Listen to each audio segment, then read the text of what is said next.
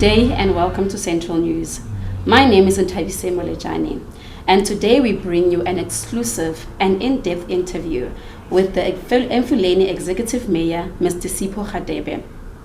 Now, over the past months, Emfuleni has done some projects under the Operation Phakama Val, which includes oversight visits to road rehabilitation projects, the Clean My City drive by the municipality, progress on water and sanitation interventions, and steps to stabilize electricity distribution and municipal finances. This municipality has not been without its challenges, which includes interruptions in power, long-standing infrastructure backlogs.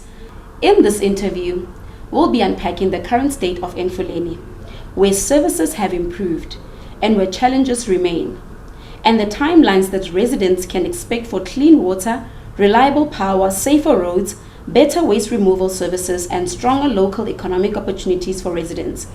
We'll also ask the municipality how they are partnering with entities such as Eskom and Rainwater, and what accountability measures are in place to keep projects on track. Stay with us today as we speak to the Executive Mayor, Mr. Radebe, as he takes us on a journey from crisis to renewal, and also what must happen next for Emfuleni to turn things around. Thank you so much for joining us today, Mr. Mayor. Just to start things off, can you please paint a picture of Emfuleni and where it fits in the Gauteng province, especially with key areas like Vanderbijl Park and Vereeniging, and also how things have been shaping up in the municipality for the last 6 months in context to the IDP? Thank you very much, and greetings to you, Nthabise. Greetings to the viewers of Central News, and thank you for having me and giving us an opportunity to tell our story as people of Emfuleni. Therefore, where I would want to start is that Emfuleni, it is known as a cradle of human rights. The cradle of human rights, the cradle means the beginning, where we believe that a part of the human rights started, referring to what happened in Sharpeville in 1960.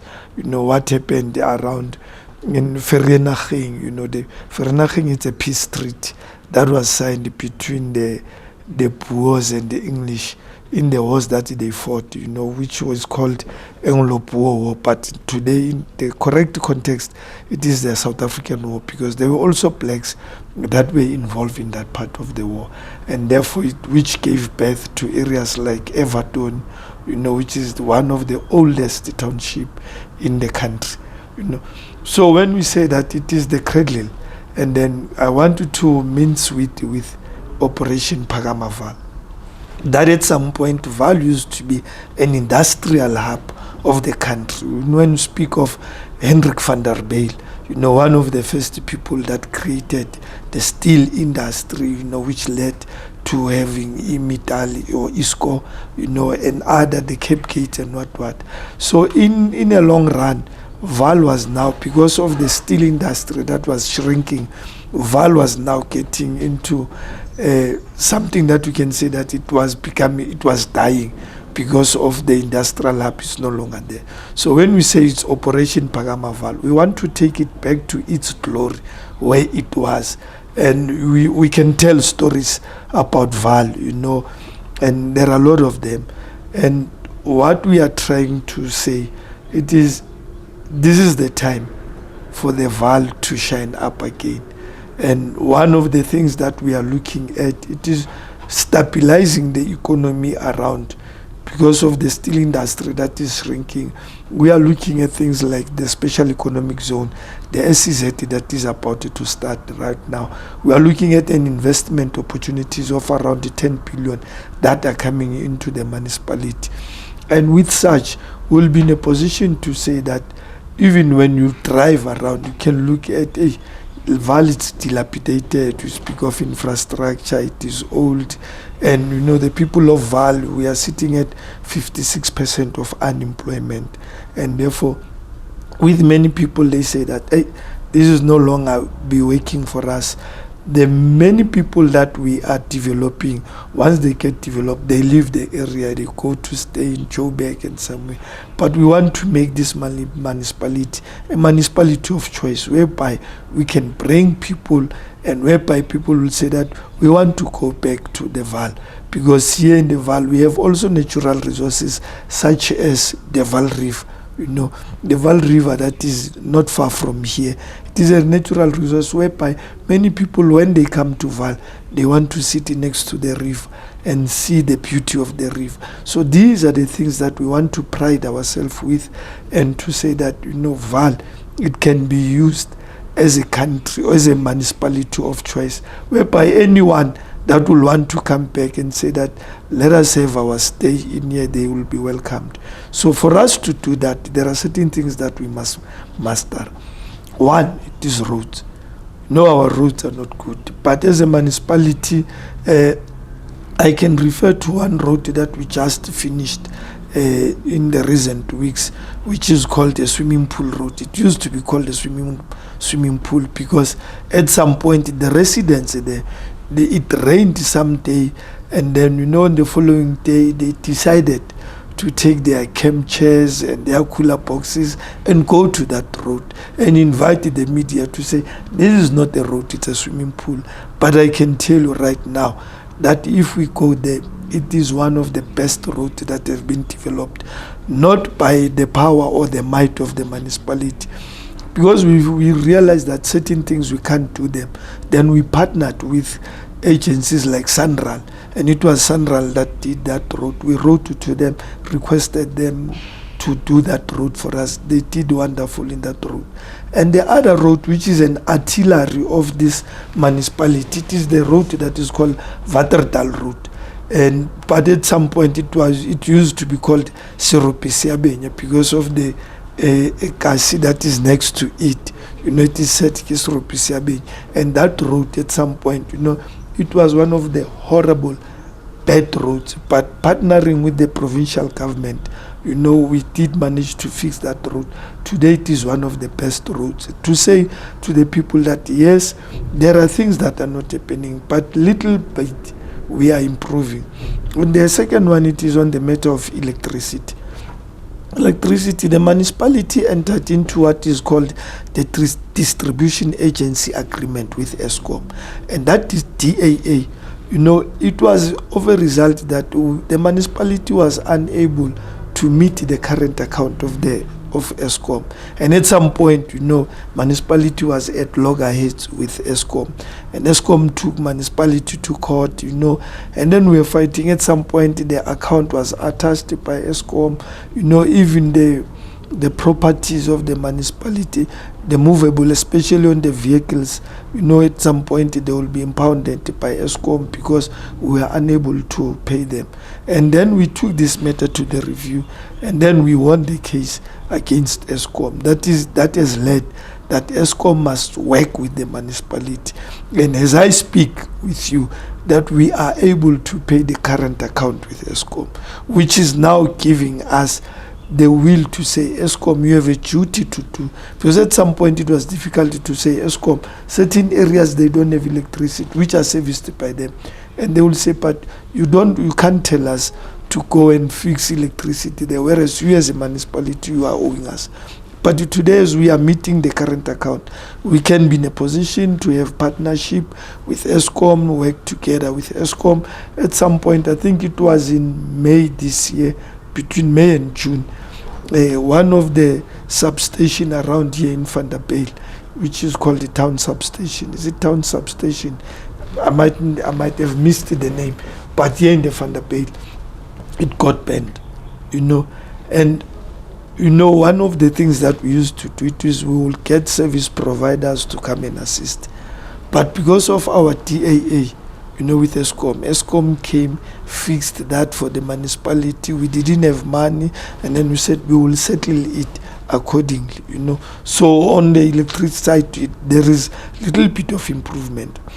Then the last one, which is one of the things that our residents used to complain a great deal about it was on water and sanitation.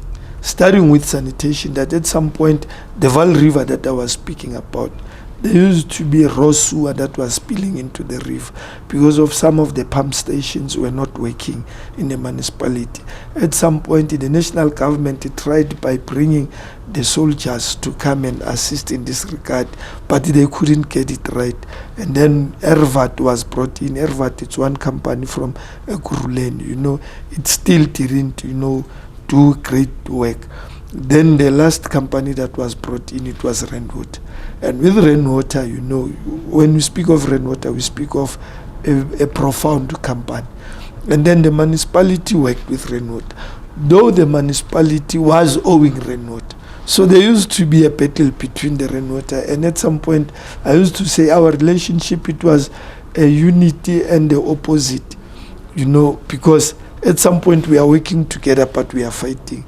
Rainwater will attach the account. At some areas they wouldn't have water because rainwater has decreased the pressure and what in it.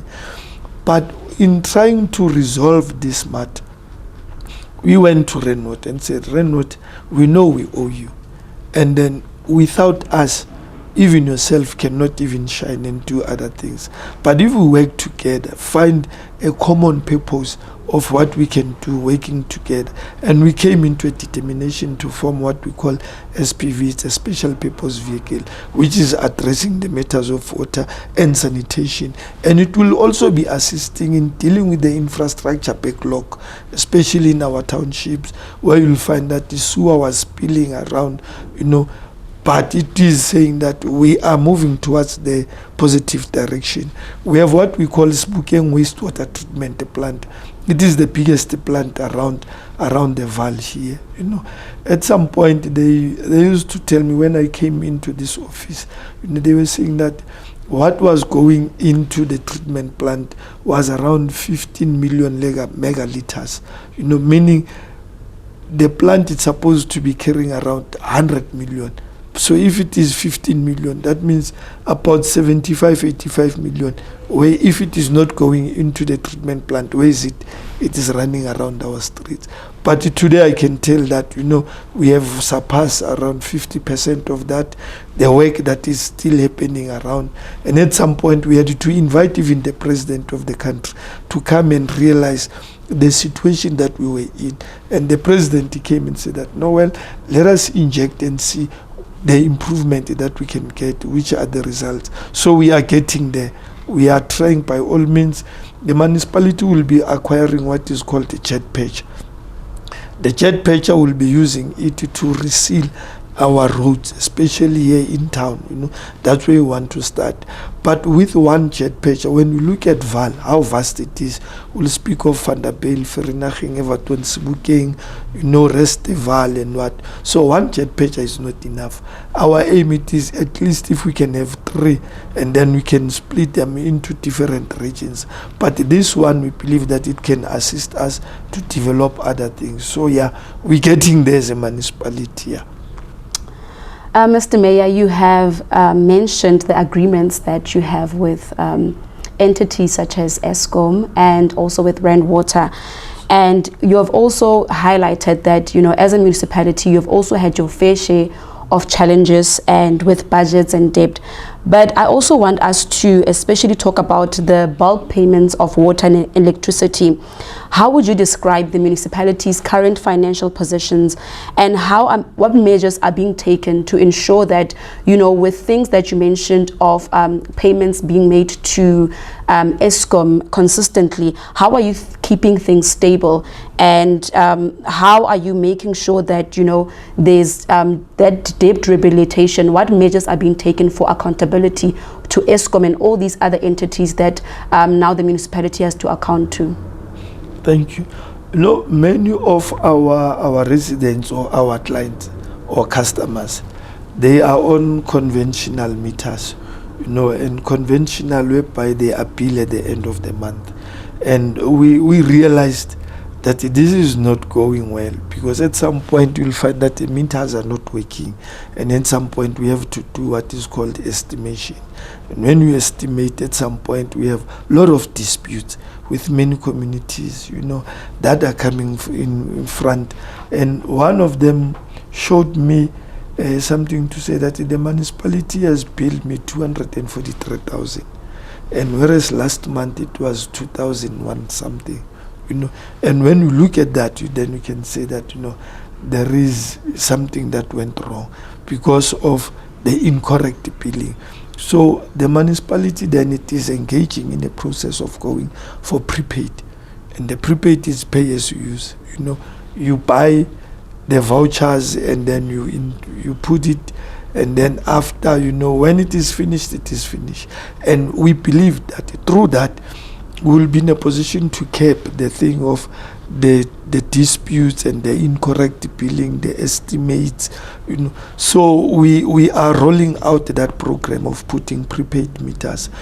When the aim it is not to punish the residents, but it is to bring the sense of what am I term that responsibility, that you use it accordingly.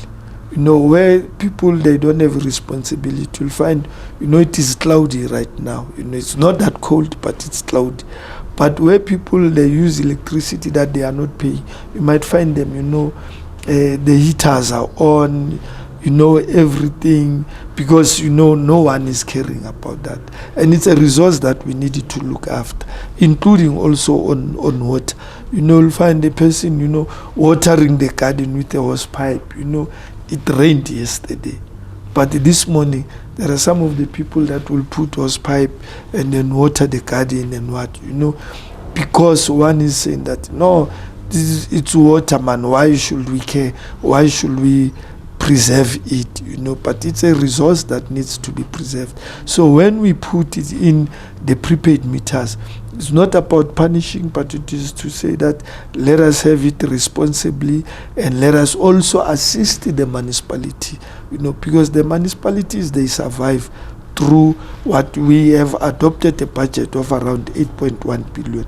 I can tell you that of that 8.1 billion that we have adopted, about 90% of it must come from the residents. So if our residents are not paying and they will expect services, definitely, there is a mismatch. So when you try to put these prepaid and others, it is to try to emphasize that the municipality must survive, municipality must run. If we send a truck into one of the areas, like where I'm coming from in Sipho, they will think that it's coming in. But at the end, that truck must have diesel. There must be workers, which at the end of the month they must be paid. And if we don't do that, where are we going to get the money to have certain services? So we don't want to be the municipality like other municipalities, whereby you'll find when you go there that they can't even pay their employees at the end of the month because there's nothing that is going in. So the municipality has been engaging vigorously on these matters. But also the national government started a debate whereby we are speaking about the funding model of the municipalities. Because in terms of funding model, the national government and the provincial government, they get their money from the national fiscus. But we as municipalities, we only get 10% from the national fiscus. And the 90% it must be from the residents through what?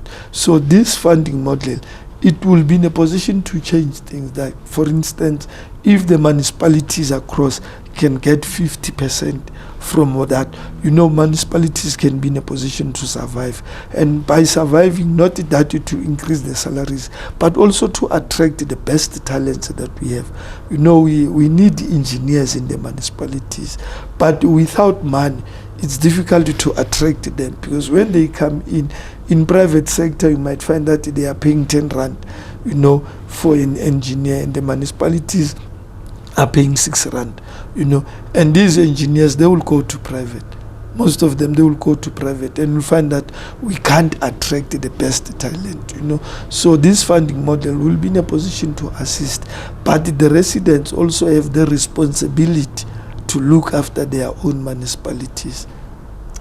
You mentioned the installation of the prepaid meters for electricity billing.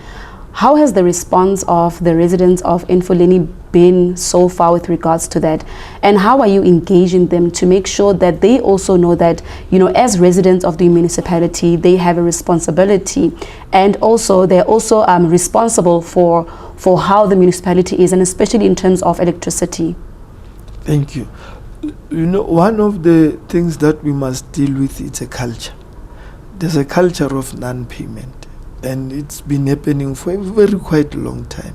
So now when you want to install meters, and then said there's a pushback, but some municipalities, they are appreciating, because what we are showing them is that if you don't want us to install the meters, when the transformer bends, we don't fix it.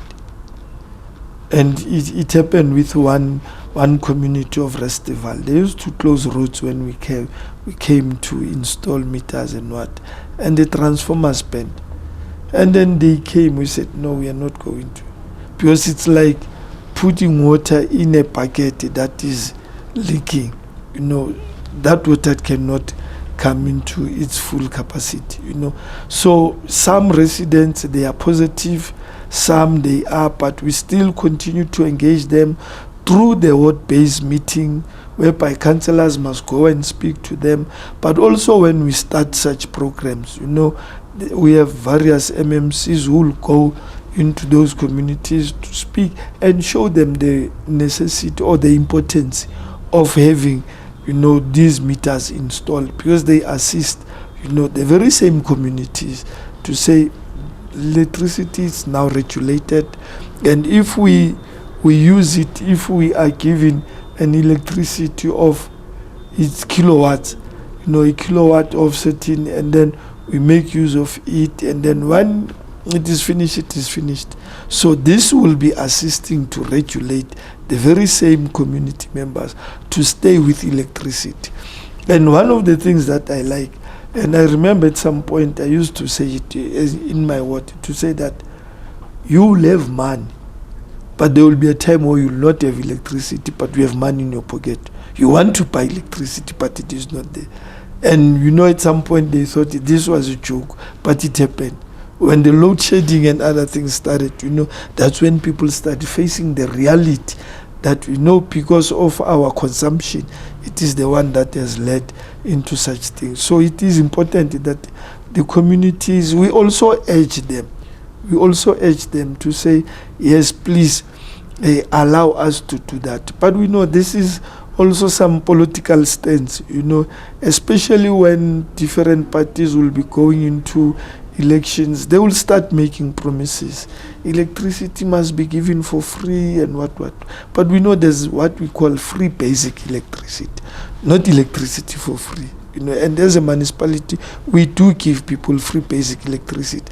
But some of them, you say, come and apply for indigent because you are not working or you are earning below what is expected. So come and register for free basic electricity so that we can give you that electricity, the basic one, and then we can top up. But others still, they don't come up front. And we have, as I said, that we have 56% of unemployment. But there are those people that are working who are hiding themselves behind the people that are not working. When they say, no, we're not working, and we find that that person is a teacher, is a lawyer, or is a doctor, or what, or it's a business, because it's not only in residence, but even some business that are doing well. Instead of paying electricity, they will go to certain employees or to certain people that are electricians. They say that we can make this not to charge you much, and then we'll find that instead of paying 1.5 M, he's paying 150,000. But the business is booming on the other side. So these are the things that we are realizing and that we are fighting, that at some point we must be in a position to do what is called due diligence in what we are doing. So these are the things that we believe that they will be assisting, both also on water. It is still the same when we install, and this is not only happening in the townships, but even here in the suburban areas where you want to put meters, people, they say, no, And at some point they say, no, these meters, they consume much and what, So these are some of the things that we needed to correct them. But at the end of the day, we have to have a stable electricity. We must have good running water. That is equally important for our people. And I want us to talk about infrastructure in general. There has been long-standing issues with outdated flood lines and failing systems in some areas. And as we know right now, we are in a season of summer rains. So how is the municipality prioritizing these infrastructure projects, and what difference are they making for residents day to day, especially in areas like the Vereeniging area? We started a project which is Clean My City, and if you go to Vereeniging, I also realized it last week. I went there. There were people that were cleaning our roads, and and we're saying this is not enough. But what we must do, we want to take back Vereeniging to its glory days. It's not an easy thing, but also, there are some businesses that are not assisting, and which is a matter of a serious concern. Unfortunately, on bylaws, we were not doing great. But I had an engagement with a premier to say, Premier, can you assist us with what is called in Gauteng amapanya-panya? That could be attributed to the municipality. They become the shadow or the backbone of the municipality on bylaw enforcement, so that we can deal with these things. But also we are looking at the beautification of the municipality. There is one company that we engaged with last year, which is coming from Britain. It's a British company. We said, we want to give you Vereeniging, that you beautify it for us. Fortunately, we are still working on the paperwork. There are other things which we are slow to fast track, especially at the LED department, because certain things, for you to do certain things, the municipalities are highly regulated. It's not in private sector. If I want to take a decision to do certain thing, I can take it now and then implement it tomorrow. But in the municipality, it needs to go to various platforms, the EXCOs, the MECO, the council, something that we can do in 2 days. It can take 3 to 6 months for you to implement it. And then once you have done all these processes, then it goes back where they need to reinforce it and what. Then you find that we don't have capacity, we don't have a manager in this department and that. So these are some of the things that are of a serious concern. But our cities, our towns, in fact, they must be the face of our municipality. We only have 2 towns. It's Vereeniging and it is Vanderbijl. Everybody that will come into this municipality to wanting to invest, they will want to see that how do we run our towns. If they see the towns being clean, being beautiful, then they can want to invest. So we are moving ahead. We wanted to do that, to take Vereeniging. I was born here in Everton, here in the Val, but in Everton. And I remember when I was still a young boy, my father used to take me to Vereeniging, and the Vereeniging of those days and what is today's, they are totally different, and it is hurting at some point, it is hurting. There were beautiful parks where we used to go with my father, and when you go there today, it's an opposite of that. But we know what is it that we must do. Some of the things we will do it during our administration, but some will be done after. What is important, it is to lay the base, to say this is where we want to go. And so, as I said, that even around Vereeniging, people no longer want to stay into Vereeniging, because of some areas where you'll find that there are a lot of foreign nationals that are staying around in those areas, which they are becoming a serious concern for our people. And therefore, we are also urging, like other municipalities, that we wish our government to have a strict control over our borders. Because certain things we will do it here in the municipalities, but where do these people come from?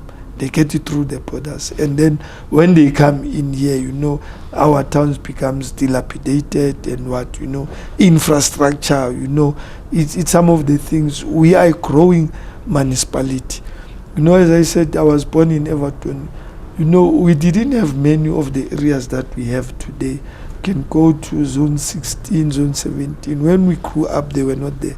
So that, because they are growing, now they are putting pressure into the infrastructure that is existing. So we need serious capacity in order to deal with these challenges that we have.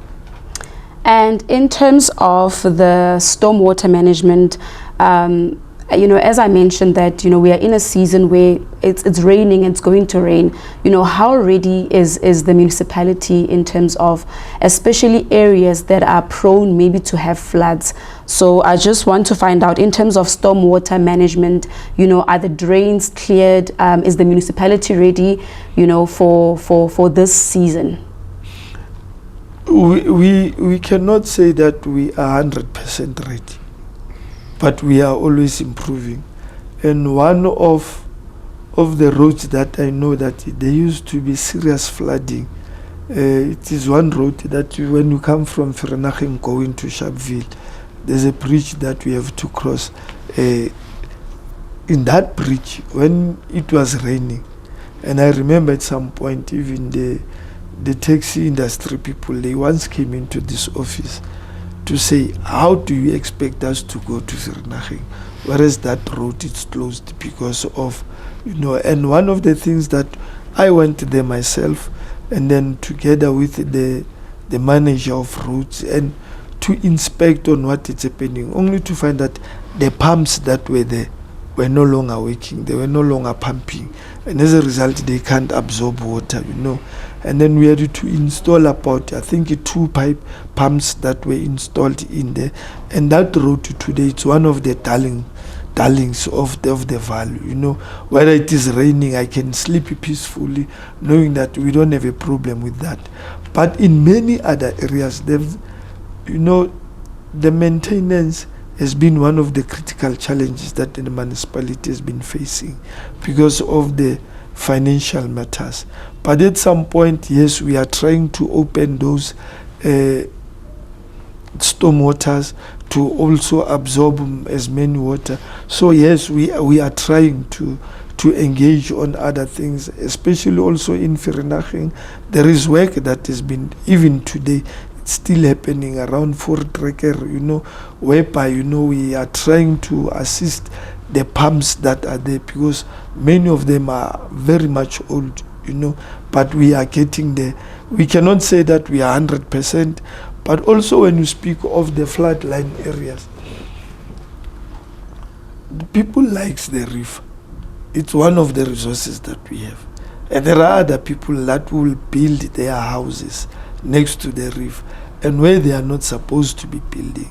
And when it is raining hard, and we experienced that, I think it was last year and year before, it was a time where there was significant rain that fell, and some of the houses, were flooded, by the river there. And we say that when you are to build, it is always important, go to the municipality, have a plan, and so that they can tell you that, yes, you can build here, but how many meters away from the river for this to happen, and the climate change is another thing that we never thought it was serious. Remember when we were young, they used to speak about climate change and what, and you can see that at times when it rains, it tells you that, the climate is no longer as it was, because you'll have some rains in July, you'll have some rains in May, and right now it is a rainy season, and it started late. We used to know that by the first or the last week of August we'll get our rains, but it started in October, started raining, and at some point it rained very bad that some areas got flooded. So we want to encourage our people to stay away from such people, especially with also those people that will find a beautiful piece of land and they decide that we will build our homes here, and then we find that those areas are not formalized. they become informal settlement. We have built it next to the rivers, and once that river flood, it will then flood into their homes. So I want to say, people, everything, let's wait for the processes. And as I said, that this also goes back to what the political parties are saying. There was one party that was said that if you see a beautiful piece of land, you like it, occupy it. And that's what our people are doing. For a very long time, the trains have not been working around India, and there are people that are building their shacks next to the railway, and we are working towards bringing back the trains. What is going to happen? And to them, it will be like when you say that no, you need to move. It is like now you are fighting the communities because you are now evicting them, from where they are not supposed to. So this is a general outcry in many municipalities in South Africa, whereby at some point people will say that South Africa, there's lawlessness, and this is something that we need to keep. And we believe that agencies such as you, they can play a role in educating our people. Don't build in such areas, stay away from this, don't build under the power lines. These are the things. At some point others will build next to the rainwater pipes and which is not something that is needed or wanted. So we believe that with more education, it can assist our people. And we've seen that the municipality has had IDP public meetings with the residents, and there has been a lot of community engagement. What has the response or the feedback from the residents been in terms of the IDP, and how has that shaped you in terms of how you implement your plans and the plans that the municipality has? The IDPs is a cornerstone of public participation. For us to move forward, we need to engage each other. And the national government once adopted what is called the Freedom Charter. And the first clause of the Freedom Charter, it says the people shall govern. And when you say the people shall govern, that means the people shall participate in decision making. And therefore the IDPs, it's also one way of getting people to participate, for them to raise their concern, what they want, but also for them to appreciate what has been happening. Because in some of the IDPs, they'll say, yeah, mature, before you came in, the previous mayors used to say this, they will do this and that and that. Even yourself, you are coming and saying this and that, But in some, when you explain that the matters of budget and which is IDP must not be taken away from the budget, because it is IDP and budget. It is the budget that will determine that will happen. So if you don't have a budget, you can have the desire to say we are going to do this, but if there's no money that is coming, you can't. So that's where you must be in a position to emphasize the importance of paying for the services, which will be then in a position to say that yes, this will do. But also Emfuleni is about more than 1 million citizens that are staying, and it's a vast area. If you go to Everton, you need to address certain things. You need to address roads, you need to address water, so at some point it becomes the matter of prioritization, that within the three, which one do we prioritize? And in other areas, you'll find that the priorities will always be different. From here around the towns, the major thing it is you must reseal the roads, you must restore electricity. We have constant electricity because there are a lot of industries around in here. So if you always have a challenge in electricity, certain companies, they are at the risk of closing. And if, let's say today, the company has 2 or 3 days without electricity, then they will say to the employees, no, don't come to work, you'll come only after when there is electricity. So that means a certain family will lose a salary of 3 days.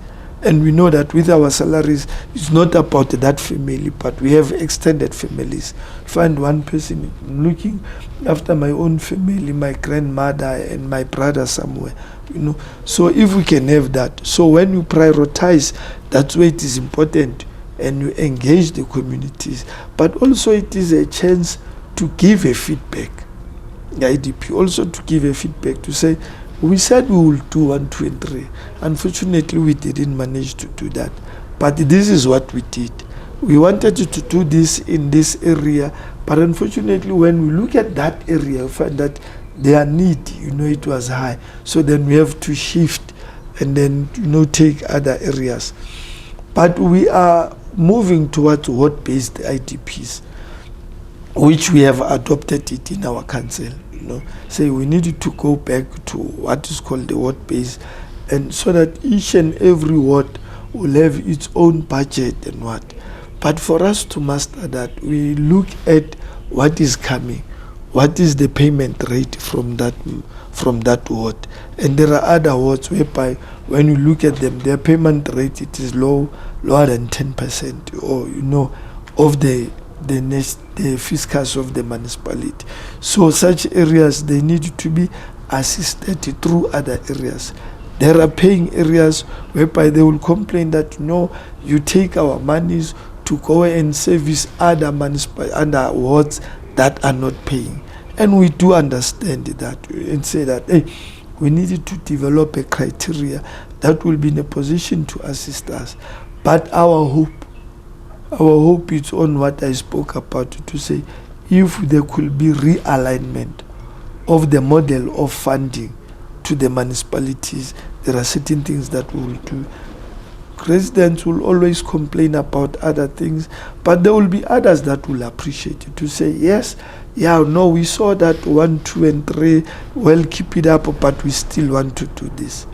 We come from an era that we used to call it was an apartheid era, that it developed the towns but not the townships. So now we need to balance in between the two. And most of our townships, the backlog is huge. So as you try to cover up that, you'll realize that, we are trying, but it's not much. But it is because of our inability to use or to get finances that are appropriate to can do that. So it remains a challenge, but we do appreciate. And I think before we start with our interview, I was asking Utabiso that, how was yesterday's IDP at Bupilo? Because I was not there. I had other, in Gauteng we are hosting a G20. So there are a lot of programs that are happening around the G20, whereby the Premier will call us to different programs. So many a times, especially because the G20 it is in November. So most of the time I will be in and out. So I didn't have a feel of what was happening. Also in Sebokeng, because there were 2 IDPs yesterday. And then on Tuesday it was around Everton and Extension 11. But also when you get the feedback is that, yes, the communities, they do appreciate at some point, but at some point they still complain that we are not doing much. So the IDP, it is very important, very essential for our communities to participate. And we want to also engage communities and request them that even if things we said we will do 1, 2, and we haven't done it, don't lose hope on us. Continue, and at some point it will happen. I want us to talk on about the youth programs and opportunities that are available, starting with the EPW program. How many opportunities have been created, but also when we talk about youth, I just want the mayor to highlight the mayoral bursary scheme, what it is and how has it helped young people with opportunities to education, and how many people have actually benefited from this program. Thank you very much. The mayoral bursary was resuscitated in 2022. And I think what I might not have now, which is accurate, it is the numbers that how many people have benefited out of that. But I know that Osmata is one of the person that is administrating the bursary scheme, can give you much information around that. But there are there are young people that are benefiting from this, and precisely the young people from indigent families, because that is a norm and the standard of it, that we give those that have nothing, can go to various institutions. So we are assisting on that. So it is working, it is profound, and we really appreciate. And at times we get feedbacks from some of the beneficiaries of this program. They will send messages, hey, Mr. Mayor, we appreciate. And some of them, they appreciated the mayor that they haven't seen. And then we started the program to show that all the beneficiaries, they must know when they say it's a mayoral bazaar, who's the mayor? So that they can put a face into the scheme. So it is something that is working profound, and they've already started with their exams. We have sent them messages of hope and support to say we wish you good luck in this. And on the EPWP, it's a national and a provincial program. The municipalities don't have much onto that, but through the interaction, or the IGR, which is intergovernmental relations between the provincial sphere and the local sphere, we do benefit around this. But also on the programs that we have, Emfuleni has about